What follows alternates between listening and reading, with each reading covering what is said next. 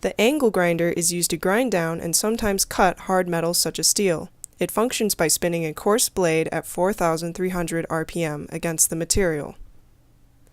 Screws on the exterior enable the shield to be removed from the grinder. Next, the chuck was used to take the blade itself off. The chuck was marked as a critical component and prone to failure for, at first glance, flimsy design. The neck of the grinder head assembly was then removed to expose a bevel helical gear with a shaft keyway. Removing that exposed the fan on the main shaft that induces airflow to keep the internal components cool. Underneath this was the 2-carbon brush motor, which is attached to the aforementioned series of helical bevel gears to rotate the blade. The brushes were noted to be critical components since the motor relies on these to function. Flipping the tool over and taking the lower shell off revealed a switch assembly that was certainly prone to failure. Indeed, in the process of disassembly, the failure occurred organically with it getting stuck, meaning it certainly could occur in day-to-day usage.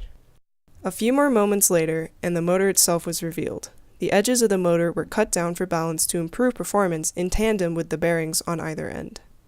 The switch is the part that seemed easiest to fail.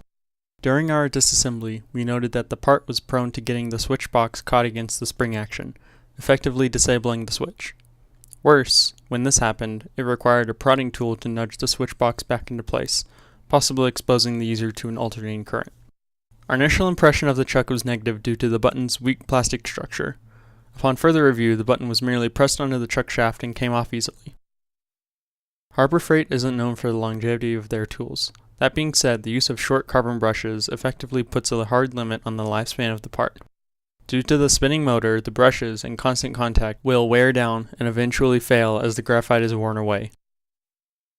As shown, the switch assembly is prone to becoming blocked if the Z-axis of movement is not restricted. If that axis is restricted somehow, such as fasteners on the switch box to the chassis, the flaw will be solved easily. As it is, the only safeguard against this, the small nub at the bottom of the part, was inadequate. Threading the chuck would create a more secure and robust part. Not relying on a friction fit would add lots of reliability to the design. Additionally, removing the gap at the top of the lock button and replacing it with a solid surface will decrease the potential for the plastic to bend or warp. One way to extend the lifetime of the tool is to use a brushless motor, but a cheaper way would be to make the carbon brushes longer. This way, it would take longer to physically wear the brushes down. There is room in the spring chamber for larger brushes, as is.